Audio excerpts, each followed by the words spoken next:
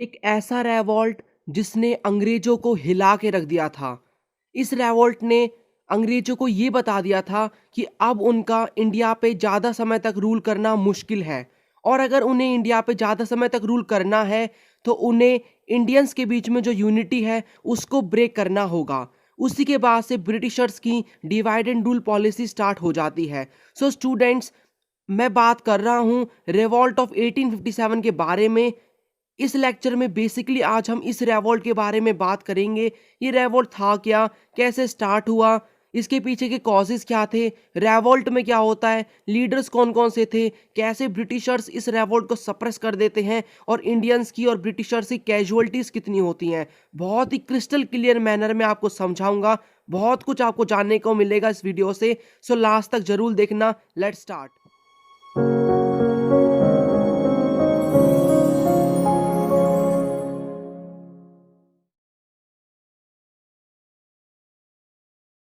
So first of all, ये chapter किस चीज के बारे में है? So in this chapter we will study about the first war for independence which is also known as revolt of 1857 और the सीपॉय mutiny. सो यहाँ पर हम इस चैप्टर में बेसिकली बात करेंगे फर्स्ट वॉर फॉर इंडिपेंडेंस की, जिसको रेवॉल्ट ऑफ 1857 भी कहा जाता है और सीपॉय म्यूटिनी भी बोला जाता है।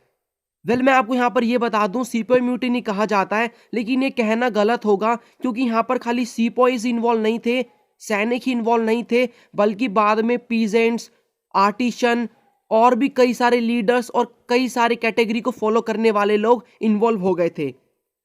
सो माइंड में रखना, रेवॉल्ट ऑफ 1857 को सीपॉय म्यूटिनी भी कहते हैं और फर्स्ट वॉर फॉर इंडिपेंडेंस भी कहते हैं। सो यहाँ पर हम बात करेंगे introduction of the revolt, what happen in this revolt, revolt क्यों होता है, लीडर्स की, फॉलोवर्स की बात करेंगे, अवध की स्टोरी देखेंगे, अवध की मैक्सिमम पॉपुलेशन इस रेवॉल्ट में लड़ रही थी, उसके पीछे रीजन क्या था, how rebels communicate in their unity, कि ये जो रेबल्स थे ये आपस में कम्युनिकेट कैसे करते थे और इनके बीच में यूनिटी कैसी थी, how the Britishers suppress the revolt, कैसे ब्रिटिशर्स ने इस रेवॉल्ट को सप्रेस कर दिया, दबा दिया।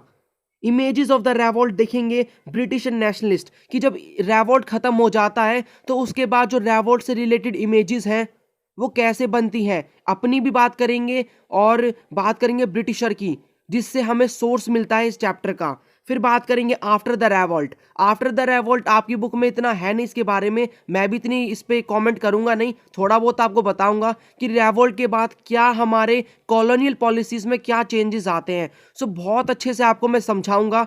सो आप भी इंजॉय करते हुए देखना, मैं भी इंजॉय करते हुए आपको पढ़ा रहा हूँ। फर्स्ट ऑफ ऑल मैं आपको ये बता दूं कि इतना बड़ा रेवॉल्ट ये स्टार्ट कैसे हुआ। मंगल पांडे का आपने नाम सुना होगा, who was the first person जिन्होंने अपनी लाइफ को सेक्रीफाइस किया इंडिपेंडेंस के लिए। सो वो सोल्जर थे in the 37 native infantry of Bengal में। ओके, ये काइंड ऑफ एक तरह का मिलिट्री कैंप था under East India Company. So उन्होंने क्या किया, उन्होंने बाइट करने से मना कर दिया उन कार्ट्रिजेस को, क्योंकि उनके अकॉर्डिंग ये था कि ये कार्ट्रिजेस जो थे वो काउ एंड पिग फैट के बने थे, गाय और जो पिग है उसकी चर्बी के बने हुए थे, और उससे उनका रिलीजन करप्ट हो जाता। अब मैं आपको ये बता दूं, यहाँ पर कार्ट्रिजेस उस समय क्या था कि जो भी बंदूक होती थी उसमें कारतूस को, यहाँ पर कार्ट्रिजेस, ओके कारतूस है, सो कारतूस को क्या करना होता था, कार्ट्रिजेस को बाइट करना होता था मुंह से और उसमें डालना होता था बंदूक में, उसके बाद ही आप गोली चला सकते हो। सो पहले ऐसा सिस्टम था। तो उसमें जो कार्ट्रिजेस वहां पर छीनने पड़ रहे थे सोल्जर को, जब मंगल पांडे को ये पता चला कि ये जो कार्ट्रिजेस उन्हें छीनने पड़ रहे हैं मुंह से, ये काउ एंड पिग फैट के बने हैं, तो उन्होंने क्या किया, ये करने से मना कर दिया, बिकॉज ही वॉज ब्राह्मण एंड इससे जो उनका रिलीजन है वो करप्ट हो जाता। क्योंकि आपको पता होगा कि काऊ का मीट हिंदू में और पिग का मीट मुस्लिम में बैन है। ओके, वो खाते नहीं है उसको, एक तरह से उसको पूजा जाता है काऊ को। ओके, सो यहाँ पर ये था। सो दो ब्रिटिश ऑफिसर्स को मारने के बाद वो ब्रिटिश आर्मी को लेफ्ट कर देते हैं, छोड़ के चले जाते हैं, और इसी वजह से उन्हें ब्रिटिशर्स को मारने की वजह से 8 अप्रैल 1857 को फांसी दी जाती है लोगों के सामने। उसके बाद क्या होता है, जो लोग हैं उनका जो गुस्सा होता है अगेंस्ट द ब्रिटिशर्स वो बहुत ज़्यादा हाई हो जाता है, क्योंकि उन्हीं के सामने उन्हीं के इंडियन को फांसी दी जाती है। ठीक है, सो लोगों के बीच में बहुत ज़्यादा गुस्सा बढ़ जाता है। उसी के बाद से जो और सोल्जर्स होते हैं वो भी ऐसा करने से मना कर देते हैं कि हम कार्ट्रिजेस को बाइट नहीं करेंगे, लेकिन ब्रिटिशर्स क्या कर रहे थे, फोर्सफुली उनको बोल रहे थे करने के लिए कि आपको बाइट करना पड़ेगा। तो उसके बाद यहाँ पर ये था कि जो लोग थे, सोल्जर्स थे, उन्होंने प्लान बनाया कि एक डेट को, फिक्स डेट को हम रेवोल्ट करेंगे अगेंस्ट द ब्रिटिशर्स। सो वो जो डेट होती है वो डेट होती है 10 में 1857, क्योंकि उस समय 10 में 1857 को संडे होता है। सो जो ब्रिटिशर्स की जो बिल्डिंग्स होती हैं, बैंक्स होते हैं, उनमें एम्प्लॉय होते नहीं है, तो इसलिए वो आराम से टारगेट कर सकते हैं उनके ऊपर।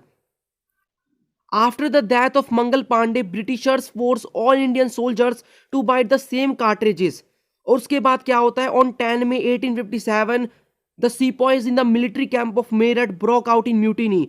सो जो आपके लिए इंपॉर्टेंट है प्लेस, ओके, सो यहाँ पर जो मेरठ के जो सोल्जर होते हैं, इंडियन सोल्जर, उस समय इन the military camp of Meerut, वो क्या करते हैं, ब्रिटिशर्स के अगेंस्ट रेवोल्ट स्टार्ट कर देते हैं ऑन 10 में 1857। और वो वहां पर प्लेज करते हैं कि everything associated with Britishers is our target. इसका मतलब जो भी चीज ब्रिटिशर से रिलेटेड है, लिंक्ड है, वो हमारा टारगेट है, उसको हम डिस्ट्रॉय कर देंगे। तो उसके बाद क्या होता है, जो सीपॉइज होते हैं, याद रखना वो जो सीपॉइज थे वो उस समय मेरठ के थे। मेरठ के अंदर जो एक मिलिट्री कैंप था इंडिया का, इंडियंस का, उसके सीपॉइज थे। उन्होंने स्टार्ट किया था रेवोल्ट को 10 में 1857 में। सो उन्होंने क्या किया, उन सीपॉइज ने कैप्चर किया बैल ऑफ आर्म्स। बैल of arms, by the way मैं आपको ये बता दूं कि ये काइंड ऑफ एक स्टोर रूम होता है जिसमें वेपन्स को रखा जाता है। तो बहुत सारे उस समय बैल ऑफ आर्म्स थे जिसके अंदर ब्रिटिशर्स की काफ़ी जो गन्स वगैरह थी और भी वेपन्स थे, उनको रखा गया था। सो उनको वो कैप्चर करते हैं और वहां से वेपन्स को चुरा लेते हैं, कुछ को डिस्ट्रॉय भी कर देते हैं। उसके बाद वो क्या करते हैं, burn their bungalows, property, government buildings, उनको वो अपना टारगेट बनाते हैं। Record office, jail, court, post office, treasury, इन सब को वो क्या करते हैं, डिस्ट्रॉय कर देते हैं। और अगर उनको कुछ मिलता है तो उसको वो प्लंडर भी कर लेते हैं। फॉर एग्जाम्पल, कहीं उनको मनी मिल रही है, ट्रेजरी मिल रही है, तो वो उसको लूट लेते हैं। The telegraph line to Delhi was cut. अब जो टेलीग्राफ लाइन थी दिल्ली के लिए, वो भी कट कर दी जाती है, सो दैट ब्रिटिशर्स कम्युनिकेट ना कर सकें। The sepoys arrived at the gates of Red Fort early in the morning on 11 May. Now 10 में 1857 को उन्होंने प्लेज ली और क्या किया, ब्रिटिशर्स की कई सारी मेन चीज़ों को डिस्ट्रॉय कर दिया। अब यहाँ पर उनके माइंड में क्वेश्चन था, सीपॉयस के माइंड में, कि हम एक रेवोल्ट स्टार्ट करने वाले हैं और हमने स्टार्ट कर दिया है, तो उसके लिए हम एक लीडर की ज़रूरत है। क्योंकि देखो, कोई भी ऐसा जो रेवोल्ट है वो बिना लीडर के नहीं हो सकता। तो ये सभी सोल्जर्स ने प्लान बनाया और उन्होंने क्या किया, 11 में 1857 में वो रेड फोर्ट के बाहर आए और वहां पर डिमांड करने लगे to the Bahadur Shah Zafar second, जो कि उस समय लास्ट मुगल एम्परर थे। मतलब उस समय तो मुगल एम्परर थे, लेकिन वो लास्ट रहते हैं, उसके बाद कोई नहीं आता। तो वो उनसे वहां पर वो उनको वहां पर बोलते हैं कि आप हमारे लीडर बन जाइए, क्योंकि किसी भी लीडर के बिना कोई भी रेवोल्ट सक्सेसफुल नहीं हो सकता। ठीक है, तो उस समय क्या था, बहादुर शाह जफर, उस समय रमजान का मंथ चल रहा था। बहादुर शाह जफर ने अपनी प्रेयर खत्म की थी और अपना मील खत्म किया था। ओके, सन उस समय राइज नहीं हुआ था, तो उससे पहले का यहाँ पर उन्हें जब रेड फोर्ट में, जी हाँ, रेड फोर्ट के अंदर वो रहते थे। सो रेड फोर्ट पैलेस था उनका। तो रेड फोर्ट में जब उन्हें उसके बाहर कुछ शोर सुनने को मिलता है, तो वो क्या करते हैं, बाहर जाके देखते हैं। तो वो जो सीपॉइज हैं वो उनको बोलते हैं, प्लीज़ आप बहादुर शाह जफर, आप हमारे लीडर बन जाइए इस रेवोल्ट के। तो शुरू में वो क्या करते हैं, डिनाई कर देते हैं, क्योंकि उनकी ओल्ड एज होती है। लेकिन बाद में वो अग्री हो जाते हैं कि ठीक है, I am ready to become your leader. Now यहाँ पर आपकी बुक में नहीं है, लेकिन मैं बताना चाहता हूँ छोटी सी बात। यहाँ पर यही रीज़न नहीं था कि फोर्स करते हैं सीपॉयज, मतलब फोर्स नहीं, उनसे रिक्वेस्ट करते हैं तो जब भी वो लीडर बन जाते हैं उनके, नहीं। एक बात और यहाँ पर होती है कि ब्रिटिशर्स ने ये बोल दिया था कि आप ही लास्ट मुगल एम्परर रहोगे, उसके बाद हम होने ही नहीं देंगे, नए किंग को आने नहीं देंगे, इस मुगल एम्पायर को ख़त्म कर देंगे। तो जो बहादुर शाह जफर सेकंड थे वो भी एंग्री थे विद द ब्रिटिशर्स, और उन्होंने ये भी बोला था कि जो आपकी वाइफ है उसको हम रेड फोर्ट में से निकाल देंगे आपकी डेथ के बाद। सो उन्होंने सोचा कि ब्रिटिशर्स मेरे भी खिलाफ हैं, तो मैं इनका लीडर बन जाता हूँ। सो उसके बाद से वो लीडर बन जाते हैं। ना यहाँ पर एक छोटी सी बात मैं आपको ये बता दूं कि देखो, ये जो कैजुअलिटीज थी ना, ये आपकी बुक में मेंशन नहीं है, ठीक है, कितनी थी, लेकिन मैं आपको इसलिए बता रहा हूँ सो दैट आपको यहाँ पर अंदाजा लग जाए कि ये कितना बड़ा रेवोल्ट था। सो यहाँ पर डेट को याद करने की जरूरत नहीं है, बस एक बार आप समझने की कोशिश करो। सो जो ब्रिटिशर्स की कैजुअलिटीज थी वो थी 6,000 लोग मारे गए थे और इंडियंस की कैजुअलिटीज 8 लाख थी। इट मीन्स हम ही यहाँ पर जो रेवॉल्ट के अंदर थे, हमारा ही जो ज़्यादा इंडियंस थे वो ज़्यादा मारे गए थे। सो यहाँ से आपके यहाँ पर आप देख सकते हो, this is very important for you all. So हमारा यहाँ पर रिजल्ट क्या निकला इस रेवॉल्ट का? British victory and the end of company rule.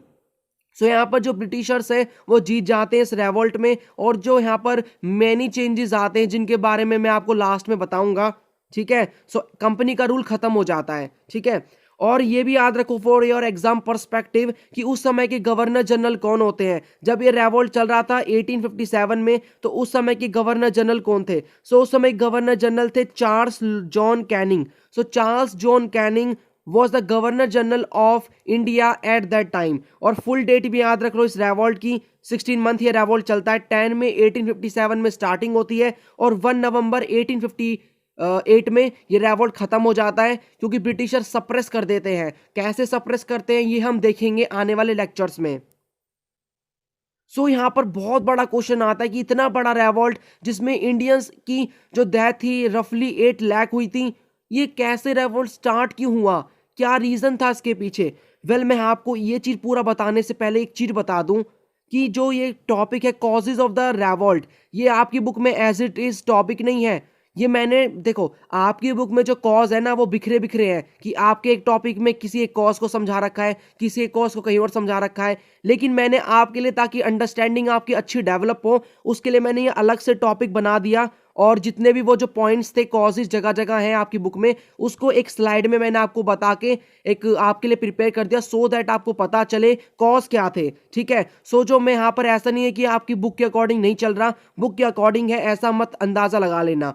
So यहाँ पर यह था कि the revolt was not happened due to one reason. So जो रेवोल्ट था वो खाली एक रीजन की वजह से नहीं हुआ था। देखो रीजन वो था एनफाइल्ड राइफल वाला जो रीजन था ना, कार्ट्रिजेस वाला, वो था रीजन, लेकिन वो इमीडिएट कॉज था, तुरंत कॉज था। वो एक चिंगारी थी जिसने आग लगाई, लेकिन आग तो जो पहले से ही ब्रिटिशर्स ने उनकी पॉलिसीज की वजह से लोगों के बीच में लग रही थी, वो भड़क उठी उस समय, ठीक है, चिंगारी की वजह से। तो यहाँ पर कई सारे, मेरा कहने का मतलब कई सारे रीजंस थे। पहले ब्रिटिशर्स की कई सारी पास्ट में ऐसी पॉलिसीज थी जिनकी वजह से लोग गुस्से में बैठे थे। सो यहाँ पर ये मैं आपको रीजन बता रहा हूँ, ये सारे रीजंस थे जिसकी वजह से रेवोल्ट हुआ था। तो अगर क्वेश्चन आता है तो आप ऐसे ही पॉइंट को मेंशन करोगे तो आपको बहुत अच्छे मार्क्स मिलेंगे। ओके, सो यहाँ पर पहला जो कॉज था मिलिट्री कॉज था। देखो मिलिट्री कॉज को आपकी बुक में इतना एक्सप्लेन ढंग से किया नहीं है, इसलिए मैं भी इतनी इस पे कमेंट नहीं करूंगा। सो मिलिट्री कॉज में जस्ट ये था कि हमारे जो सोल्जर्स थे ना उनको ट्रीट अच्छा नहीं किया जाता था। मतलब कि कोई ब्रिटिश सोल्जर है उसको सैलरी अच्छी दी जाएगी, इंडियंस को नहीं दी जाएगी। हमारी पोस्ट खाली सूबेदार तक थी, लेकिन उसमें बड़े बड़े कमांडर भी बन जाया करते थे ब्रिटिश आर्मी, ब्रिटिश के अंदर, ठीक है। तो हमारे लिए जो ट्रीटमेंट होता था हमारी मिलिट्री के लोगों से वो अच्छा नहीं होता था, इसलिए मिलिट्री कॉज बना। इकोनॉमिक भी आपकी बुक में इतना है नहीं, जस्ट आप ये समझ लो कि उस समय इकोनॉमी बहुत बेकार चल रही थी। टैक्स सिस्टम था जो कि हमने पहाड़ी वाले चैप्टर में देखा था, ठीक है। जो ऑक्शन होती थी लैंड वगैरह, तो उससे लोग गुस्सा थे। ये आपकी बुक में बहुत अच्छे से एक्सप्लेन है, इसलिए मैं आपको इसको बताऊंगा अभी। सोशियो रिलीजियस कॉज, इसको मैं अच्छे से आपको एक्सप्लेन करूंगा अभी। पॉलिटिकल कॉज, ये भी बहुत अच्छे से एक्सप्लेन है आपकी बुक में, इसमें 2 पॉलिसीज होती हैं उनको बताऊंगा।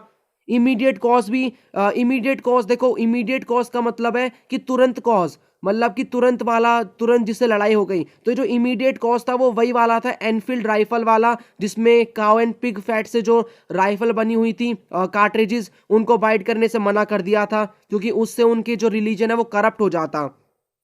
और कुछ रूमर्स भी फैले थे जिसकी वजह से रेवोल्ट हुआ, तो ये भी हम देखेंगे। सो ये जो 4 मेन कॉज हैं ये आपकी बुक में बहुत अच्छे से एक्सप्लेन कर रखे हैं, तो मैं यहाँ पर भी आपको डिटेल में अच्छे से बताऊंगा। So let's start. सो पहला जो कॉज है वो है सोशियो रिलीजियस कॉज। मतलब कि उन्होंने क्या किया, ब्रिटिशर्स ने हमारी जो सोशल लाइफ थी और जो रिलीजियस लाइफ थी उसमें इंटरफेयर किया। कैसे? 2 पॉलिसीज को इंट्रोड्यूस करके। पहली पॉलिसी सती सिस्टम को बैन कर दिया। आपको पता होगा कि सती सिस्टम था पहले कि हस्बैंड की डेथ अगर हो जाती है वुमेन से पहले तो सती कर दिया जाता था। ओके, डेड बॉडी पे रख के औरत को जला दिया जाता था। तो ये जो सती सिस्टम है उसको 1829 में बैन कर दिया, जो कि इंडियंस के जो हिंदू के जो रूल्स हैं, रिलीजियस रूल्स, उनके खिलाफ था। सो मैं मानता हूं कि ब्रिटिशर्स ने ये काम बहुत अच्छा किया, क्योंकि ये जो सिस्टम था सती सिस्टम, ये अच्छा था नहीं। ओके, सो यहाँ पर जिंदा जला देना बहुत बेकार काम था ये। सो 1829 में इसको बैन कर दिया गया। विडो रीमैरिज एक्ट पास किया उन्होंने 1856 में, जो कि अनदर पॉलिसी थी ब्रिटिशर्स की इन द इंटरफेरेंस।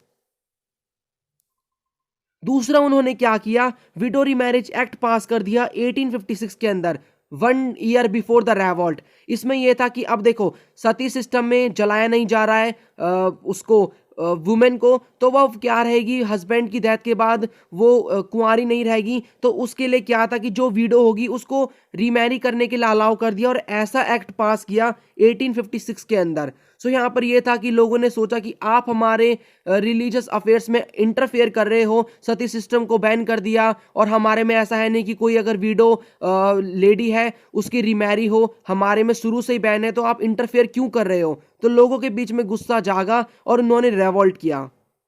और पॉलिटिकल कॉज में क्या था, सो पॉलिटिकल कॉज में उन्होंने दो पॉलिसीज को इंट्रोड्यूस किया। पहली पॉलिसी थी डॉक्ट्राइन ऑफ लैप्स, जिसको इंट्रोड्यूस किया था लॉर्ड डलहौजी ने 1840s में। ओके, सब्सिडरी अलायंस दूसरी पॉलिसी थी, जिसको इंट्रोड्यूस किया लॉर्ड वेल्सली ने 1798। जी हाँ, कौन सी पॉलिसी थी, किसने इंट्रोड्यूस की थी, कब की थी, ये आपके लिए इंपॉर्टेंट है। अब समझ लो पॉलिसीज क्या थी। अब समझ लो डॉक्ट्राइन ऑफ लैप्स को।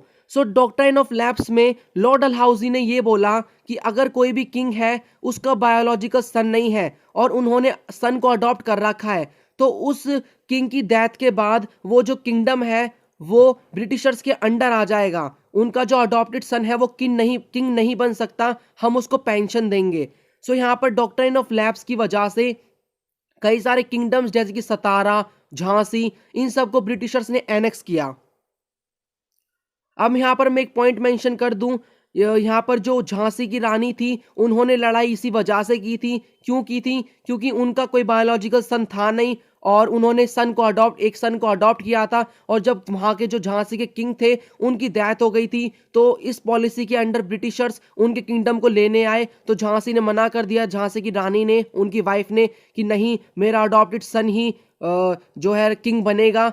ओके, सो उसके बाद वो क्या कर देती है, रेवोल्ट कर देती है अगेंस्ट द ब्रिटिशर्स। नाउ जो दूसरी पॉलिसी थी वो थी सब्सिडरी अलायंस। सब्सिडरी अलायंस में लॉर्ड वेल्सली ने ये बोला डिफरेंट किंग से कि देखो आपके किंगडम में कल को कोई भी अटैक कर सकता है, नेबरिंग किंगडम, तो आप एक काम करो, हमारी जो आर्मी है उसको अलाउ कर दो कि वो आपके किंगडम में डिप्लॉय हो जाए, सो दैट जब कोई दूसरा किंगडम वाला अटैक करे आपके किंगडम पे, तो वो हमारी आर्मी हेल्प करेगी आपकी आर्मी की। उसके बदले आपको क्या करना होगा, पेंशन देनी होगी, किसको, ब्रिटिशर्स को। अब आप खुद ही सोचो कि मिलिट्री के लिए किंग्स डिपेंडेंट हो गए ब्रिटिशर्स पे, और जो ब्रिटिशर्स थे अब वो क्या करते थे, थ्रू मिलिट्री कंट्रोल करना स्टार्ट कर दिया उन्होंने on the kingdom, full kingdom. उन्होंने ये जो पॉलिसी थी सब्सिडरी अलायंस जो कि 1798 में स्टार्ट की गई थी, ये डिफरेंट ईयर्स में डिफरेंट किंगडम के साथ, किंग्स के साथ साइन कर दी गई, जैसे कि अवध में होती है, हैदराबाद और भी कई स्टेट्स से, जिससे क्या हुआ, मिलिट्री के लिए डिपेंडेंट होने लग गए किंग्स ऑन द ब्रिटिशर्स, और ब्रिटिशर्स ने कंट्रोल स्टार्ट कर दिया उन किंगडम्स पे। अब कुछ रूमर्स भी थे जो कि फैले थे, जिन्होंने इंपॉर्टेंट रोल प्ले किया था इस रेवोल्ट में। सो वो रूमर्स क्या थे, आप फटाफट से देख लो। Yes, some rumours were also spread among the people before this revolt. Some main rumours are, देखो पहला जो रूमर है उसको समझने से पहले आपको कुछ ये समझना होगा कि एक बार एक स्टोरी फैली अमंग द पीपल कि एक बार क्या था कि एक ब्राह्मण सिपाही थे, इंडियन थे ये, उन्होंने क्या किया, उन्होंने रिफ्यूज कर दिया पानी का भरा हुआ लोटा देने को, किसको, लोअर कास्ट के पीपल को, क्योंकि उसे प्यास लगी थी, ठीक है, उसको मना कर दिया। क्यों मना किया, क्योंकि उसके अकॉर्डिंग ये था कि ये जो पर्सन है वो लोअर कास्ट का है, और अगर मैं उसको लोटा दे दूंगा, ब्राह्मण ने ऐसा सोचा, तो उससे जो मेरा जो लोटा है वो डिफाइल हो जाएगा, ठीक है, अपवित्र हो जाएगा। तो उसके बाद ये जो लोअर कास्ट का पीपल था उसने ये बोला कि इससे आप ही जो लोटा है वो कास्ट है वो डिफाइन नहीं होगी, बल्कि उससे होगी जिसको आप कारतूस को भी छीलोगे, जो ब्रिटिशर्स ने बनाया है, काव और पिग के फैट से बना है, जब आप उसको छीलोगे तो जब आपकी कास्ट जो है वो डिफाइल हो जाएगी, ठीक है, जब आप फुली डिफाइल हो जाओगे। तो जब उसने पूछा कि ऐसा आप क्यों बोल रहे हो, तो उसने पूरा बताया कि जो ब्रिटिशर्स क्या कर रहे हैं, कार्ट्रिजेस को बना रहे हैं काउ और पिग के फैट को आपको से बना रहे हैं, काउ एंड पिग के फैट से बना रहे हैं आपके रिलीजन को करप्ट करने के लिए। तो उसके बाद से ये जो बात है पूरे उसमें फैल जाती है कि ब्रिटिशर्स क्या कर रहे हैं, वो उनको बोल रहे हैं कि कार्ट्रिजेस को बाइट करो जो कि काउ एंड पिग फैट से बने हुए हैं, ठीक है। तो ये रूमर था, बहुत बड़ा रूमर था, कहानी की तरह लोगों में फैल गया, ठीक है। अब यहाँ पर दूसरा पॉइंट ये था कि लोगों को ये लग रहा था, एक रूमर फैला लोगों के बीच में, अफवाह फैली कि लोग ब्रिटिशर्स क्या कर रहे हैं, मार्केट में जो फ्लोर है, आटा है, ठीक है, उसमें वो क्या कर रहे हैं, बोन जो डस्ट है काव का और पिग का, मतलब जो काव और पिग के जो हड्डी है उसका चूरमा बना के मिला रहे हैं फ्लोर में, आटे में, जिसको मार्केट में बेचा जा रहा है। इससे भी रिलीजन करप्ट हो जाएगा इंडियंस का, मुस्लिम्स का। और यहाँ पर एक रूमर ये था कि ब्रिटिशर्स क्या कर रहे हैं, फोर्सफुली कन्वर्ट करा रहे हैं हिंदूज को और मुस्लिम्स को इनटू क्रिश्चियनिटी में कन्वर्ट करा रहे हैं। तो जब लोगों के बीच में ऐसा रूमर फैला, वेल मैं आपको यहाँ पर ये बता दूं, ये रूमर था, मतलब अफवाह थी। यहाँ पर मैं इस चीज को लेकर कमेंट नहीं करूंगा कि ये बात सच थी या गलत थी, ठीक है। सो यहाँ पर ये था कि ये जो रूमर्स फैले तो इससे लोग भड़के और उन्होंने ब्रिटिशर्स के अगेंस्ट रेवोल्ट किया। सो रूमर्स भी अपने आप में बहुत बड़ा कॉज था for the revolt. Now again rumours, एक क्वेश्चन यहाँ पर ये आता है कि पीपल ने इन रूमर्स में बिलीव क्यों किया, क्योंकि देखो ये खाली कहानी की तरह स्प्रेड हुआ, लोगों ने अपने आंखों से थोड़ी ना देखा कि जो ब्रिटिशर्स हैं वो बॉन जो डस्ट है काऊ का, पिग का, वो मिला रहे हैं कार्ट्रिजेस को, उससे बना रहे हैं उनकी चर्बी से। तो यहाँ पर लोगों ने कैसे बिलीव कर लिया, क्यों बिलीव कर लिया रूमर्स में? वेल यहाँ पर जो आंसर है वो बहुत सिंपल है। रूमर्स में इसलिए बिलीव किया लोगों ने क्योंकि ब्रिटिशर्स क्या थे, ब्रिटिशर्स ने पास्ट में भी ऐसे कई सारे लॉज पास किए थे जिससे वो उनके रिलीजन को, उनके कल्चर को डिस्ट्रॉय कर सके। जैसा कि याद करो मैंने आपको अभी बताया है, सती सिस्टम को बैन किया और विडो रीमैरिज एक्ट पास किया। तो लोगों ने ये सोचा कि देखो ये ब्रिटिशर्स पहले भी ऐसे काम कर चुके हैं जिसमें हमारे जो रिलीजन है उसमें उन्होंने इंटरफेयर किया है, तो अब भी वो ऐसा कर सकते हैं, वो बोन डस्ट मिला सकते हैं फ्लोर में और कार्ट्रिजेस को बना सकते हैं, इस तरह से हम क्रिश्चियनिटी में कन्वर्ट करा सकते हैं, ठीक है। क्योंकि ये पास्ट में भी ऐसा कर चुके हैं तो हमको ये, हमारे रिलीजन को ये अभी भी डिस्ट्रॉय कर सकते हैं और उसमें इंटरफेयर कर सकते हैं। इसीलिए लोगों ने क्या किया, बिलीव करना स्टार्ट कर दिया रूमर्स पे। ओके, सो आपको आई होप क्लियरिटी मिल गई होगी कि लोगों ने रूमर्स में बिलीव इसलिए किया क्योंकि ब्रिटिशर्स पास्ट में भी ऐसा काम कर चुके थे, लोगों को पता था कि वो हमारे रिलीजन को डिस्ट्रॉय करने के लिए पास्ट में भी कई सारे काम कर चुके हैं, अब भी ये कर सकते हैं। इसीलिए लोगों ने सोचा कि ये जो रूमर्स फैल रहे हैं ये सच है और उनमें बिलीव कर लिया। अब लीडर्स और फॉलोअर्स के बारे में जान लो। आपको पता होगा many great leaders were involve in this revolt but their reasons for the involvement was different. So यहाँ पर कई सारे लोग थे, लीडर्स थे जिन्होंने इस रेवोल्ट में पार्टिसिपेट किया, इन्वॉल्व हुए। लेकिन यहाँ पर मैं आपको एक चीज बता दूं कि हर लीडर का इन्वॉल्वमेंट होने के लिए जो रीजन था इस रेवोल्ट में वो डिफरेंट था। मैं आपको अभी बताऊंगा कैसे। सो कुछ आप लीडर्स को देख लो। बहादुर शाह जफर सेकंड ये इन्वॉल्व इसीलिए हुए थे क्योंकि जो लोग थे, सिपॉइज थे, उन्होंने इनको रिक्वेस्ट किया था इन्वॉल्व होने के लिए, लीडर बनने के लिए। रानी लक्ष्मीबाई इन्वॉल्व हुई थी due to doctrine of lapse, ठीक है, आपको पता होगा। तांत्या टोपे भी इन्वॉल्व हुए थे फ्रॉम लखनऊ। हाँ, झांसी से लड़ रही थी, ये लखनऊ से लड़ रहे थे, और सॉरी कानपुर से लड़ रहे थे ये तांत्या टोपे। और यहाँ पर ये जो नाना साहिब हैं, ठीक है, ये नाना साहिब ये भी कानपुर से लड़ रहे थे। और ये इसलिए लड़ रहे थे नाना साहिब क्योंकि ये पेशावा बाजीराव सेकंड जो किंग थे उस समय कानपुर के, उनके अडॉप्टेड सन थे। तो ब्रिटिशर्स, याद करो आप, मैंने आपको बताया था डॉक्ट्राइन ऑफ लैप्स के अंदर ये था कि किसी का अडॉप्टेड सन है तो वो किंग तो नहीं बनेगा लेकिन उसको पेंशन देंगे, ठीक है। तो नाना साहिब अडॉप्टेड सन थे पेशावा बाजीराव सेकंड के, लेकिन उनको पेंशन देने से मना कर दिया था। तो ये जो ब्रिटिशर्स थे अपनी पॉलिसीज को ही फॉलो नहीं कर रहे थे, तो इन्होंने रेवोल्ट किया। कुंवर सिंह जो कि बिहार से लड़ रहे थे, वाजिद अली शाह जो कि उस समय अवध के लीडर थे, किंग थे, जिनको भगा दिया गया, ठीक है, ये बोलकर कि आप ढंग से शासन नहीं चला पा रहे हो। ये हम अवध की स्टोरी में देखेंगे। इन्होंने भी और इनकी वाइफ बेगम हजरत महल ने भी पार्टिसिपेट किया था रेवोल्ट में। शामल और मौलवी अहमदुल्ला शाह, ठीक है, ये इनके लिए ये इनका सरनेम है। मौलवी अहमदुल्ला शाह और शामल के बारे में आपको बुक में अच्छे से एक्सप्लेन किया है, ठीक है, आपको बताया हुआ है। यहाँ पर मैं आपको थोड़ा सा बता देता हूँ। शामल क्या थे, कल्टीवेटर थे, पीजेंट थे। इन्होंने क्या किया, ये क्या करते थे, विलेज टू विलेज जाते थे लोगों के घर में, कि बोलते थे लोगों से कि आप ब्रिटिशर्स के अगेंस्ट रेवोल्ट करो, ठीक है, क्योंकि उस समय जो टैक्स वगैरह था ये बहुत हाई था और कई सारी प्रॉब्लम फेस कर रहे थे सारे पीजेंट्स। मौलवी अहमदुल्ला शाह ये क्या थे उस समय, ये मौलवी थे, ठीक है, और इन्होंने क्या किया, ये अवध से लड़ रहे थे, शामल लड़ रहे थे यूपी से, और ये मौलवी अहमदुल्ला शाह लड़ रहे थे अवध से। तो वहां पर ये था कि जो मौलवी अहमदुल्ला शाह थे ये क्या करते थे, इनको दनका शाह भी कहा जाता है, मतलब मौलवी विद द ड्रम, क्योंकि ये क्या करते थे, ड्रम बजाया करते थे। और जिस तरह से शामल ने क्या किया, लोगों के घर घर जाके, विलेजेस में जा जाके अवेयर किया लोगों को अगेंस्ट द ब्रिटिशर्स, ठीक है, वैसे इन्होंने भी किया। ये जाते थे डिफरेंट डिफरेंट विलेजेस में, लोगों के घर में अवेयर करते थे कि आप रेवोल्ट में इन्वॉल्व हो जाओ, ठीक है। तो कई सारे लोग इनके फॉलोवर्स बने, शामल के भी और मौलवी अहमदुल्ला शाह के, और लेकिन बाद में ब्रिटिशर्स की वजह से बैटल में किल हो जाते हैं। यहाँ पर एक इंपॉर्टेंट चीज बता दूं आपको कि रानी लक्ष्मीबाई बैटल में मरती है ऑन 1858। सो 1858 आपकी बुक में फुल डेट है, आप वहां से देख लेना, लेकिन ईयर था 1858, ये बैटल में मर जाती हैं, ठीक। सो आपको पता चला कई सारे लीडर्स थे जिन्होंने पार्टिसिपेट किया इस रिवोल्ट में, और जो रीजन था हर किसी का रेवोल्ट में इन्वॉल्व होने का वो डिफरेंट था।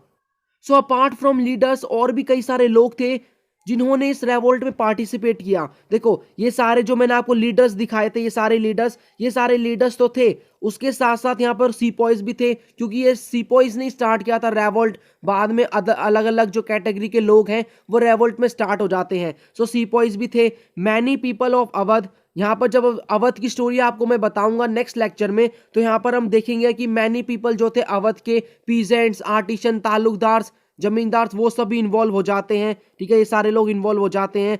उसके बाद यहाँ पर क्या आते हैं, बंगाल के और भी डिफरेंट एरिया के पीजेंट्स जो कि अफेक्टेड थे, टैक्स पॉलिसीज थे, जैसे कि जमींदारी सिस्टम से अफेक्टेड थे, कुछ लोग महलवारी सिस्टम से, ठीक है, जमींदार थे। तो यहाँ पर डिफरेंट एरियाज के नॉर्थ जो इंडिया है उसके एरिया के जो लोग थे, पीजेंट्स थे, जो कि अफेक्टेड थे through the tax policies of the Britishers, उन्होंने भी इस रेवोल्ट में पार्टिसिपेट किया। और एट लास्ट वो सभी लोग आते हैं, अदर पीपल, जो कि ब्रिटिशर्स से डायरेक्टली और इनडायरेक्टली अफेक्टेड थे, ठीक है, मतलब वो ब्रिटिशर्स के अगेंस्ट थे और उनकी जो पॉलिसीज थी उनसे उन्हें डायरेक्टली या इनडायरेक्टली प्रॉब्लम आ रही थी, ठीक है।